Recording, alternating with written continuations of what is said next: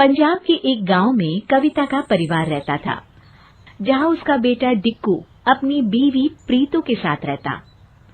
अरे प्रीतो बहू, तूने तो 16 सोमवार रखे होंगे जो मेरे डिक्कू जैसे बेटे नाल ब्याह हुआ तेरा। अरे मेरे नाल ब्याह करने के लिए तो बहुत से रिश्ते आए थे, वो तो डिक्कू को मैं पसंद थी तो मुझे करनी पड़ी शादी। डिक्कू रंगीले अंदाज में गाना गाते हुए कहता है, ओ ये जवानी है दीवानी, ओ मेरी रानी। अरे कल मुहे तेरी जवानी दीवानी हो चुकी हो तो जरा कोई काम धंधा ढूंढ ले और तेरी ये मेकअप की दुकान का खर्चा निकालना शुरू करे। लो जी, मेरे प्यो ने बड़ा मेकअप का सामान दिया है, तुसी मेरी चिंता न करो। दिन भर जो ये घूमते रहते हो ना, उस पर लगाम लगा लो, और वैसे भी मैं तो चले जाना अपने पेके। हाँ और प्रीतो चल मैं छोड़ देना है। चुप प्रीतो के प्यो, वो क्यों जाएगी, फिर घर का काम क्या तेरी माँ करेगी। डिक्कू वहां से गाना गाते हुए चला जाता है। डिक्कू ना कोई काम करता न था, उल्टा सारा दिन घर से बाहर रहता। एक दिन डिक्कू कहता है, और प्रीतो मुझे एक नया फोन लेना था, लेकिन पैसे नहीं है। मेरे सारे दोस्त स्मार्टफोन यूज करते हैं, ते फेसबुक और इंस्टा में अकाउंट बनाते हैं। प्रीतो अपनी सोने की अंगूठी निकालकर डिक्कू को दे देती है।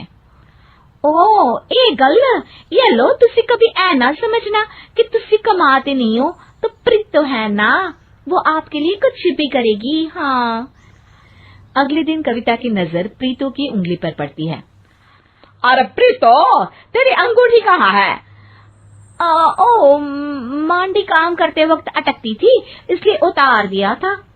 कविता प्रीतो की बात मान जाती है। अगले दिन डिक्कू फिर प्रीतो के पास आता है। अरे प्रीतो, वो मेरे दोस्त की बहन है, उसकी शादी होने वाली है, लेकिन उसके पास कोई महंगे कपड़े नहीं है। एलो, इतनी सी बात। वो अलमारी से एक चमकता हुआ सलवार कुर्ता निकालकर डिक्कू को दे देती है। ये लो जी, ए दे देना उन्हें, उन लोगों को भी तो पता चले कि डिक्कू काम भले ना करे, लेकिन दिल बड़ा है। डिक्कू की आदतें अब बदल जाती हैं। वो कभी प्रीतो से कुछ मांगता तो कभी देर तक बाहर रहता और सारा दिन मोबाइल पर घुसा रहता। एक दिन, हाय हाय मैं लौट गई मांझी, ये बोलकर वो कविता के पास आती है और रोने लगती है। अरे क्या हुआ आलमारा, क्यों मनोज कुमार की शक्ल में मीना कुमारी की आवाज निकाल रही है? अरे माँ जी, तुम्हारे बेटे डिक्कू ने तो घर के बाहर दूसरी लड़की पटा रखी है। हे भगवान, अब मैं क्या करूं? तभी वहां डिक्कू आ जाता है। प्रीतो फिल्मी अंदाज में कहती है, हे मेरे प्राणनाथ, मैंने तुम्हें क्या समझा था और तुम क्या निकले? धोखा धोखा दे दिया अपनी प्रीतो को। अरे बस कर बस, तेरी ओवर एक्टिंग की खबर बाद में लेती हूँ, लेकिन पहले जरा इस डिक्कू का बैंड तो बजा लूं। और फिर अपने बेटे की तरफ देखकर कहती है, हाँ भाई, क्या लगा रखा है, एक फोन में 2 सिम? देख बेटा, ये ठीक नहीं है। माँ, मुझे किसी और से प्यार हो गया है, क्या करूं? ये बोलकर डिक्कू वहां से चला जाता है। कविता और प्रीतो सर पकड़कर बैठ जाते हैं कि तभी कविता को एक आइडिया आता है। डिक्कू थोड़ी देर बाद नीचे आता है, जहां कुछ लोग बैठे होते हैं। अरे माँ, ये लोग कौन है और तुम इन लोगों की इतनी खातिरदारी क्यों कर रही हो? अरे आओ आओ बेटा, ये लोग प्रीतो को देखने आए हैं। अब तू तो दूसरी वाली के पास चला जाएगा, तो प्रीतो का मैं क्या करूंगी? अब शादी के बाद जैसी भी हूँ, माँ तो मैं ही हूँ ना। डिक्कू की नजर तभी प्रीतो पर पड़ती है, जो सज धज कर काफी सुंदर लग रही होती है। सुन लो, कान खोलकर काम ना खराब करना मेरे होने वाले पति पार्ट 2 के सामने। हाँ, पति पार्ट 2? और क्या, अब तुम पार्ट 1 हो तो ये पार्ट 2 ही तो हुआ ना। प्रीतो हंसने लगती है। डिक्कू को ये सब ठीक नहीं लगता, लेकिन बेमन से माँ के कहने पर वो वहां बैठ जाता है कि तभी लड़का डिक्कू से पूछता है, अरे एप्पल फोन के पुराने वर्जन, जरा ये तो बताओ कि प्रीतो को क्यों छोड़ा? खाना पीना तो बना लेती है ना, लड़ती तो नहीं ना, और सपोर्टिव नहीं है क्या?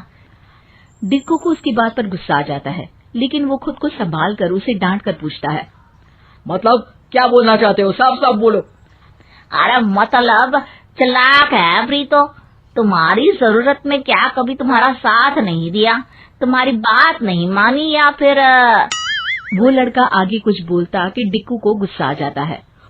ओए ओए, रूम के खटमल वाले बेड, सुन, उठा अपना बोरिया बिस्तर और निकल यहाँ से।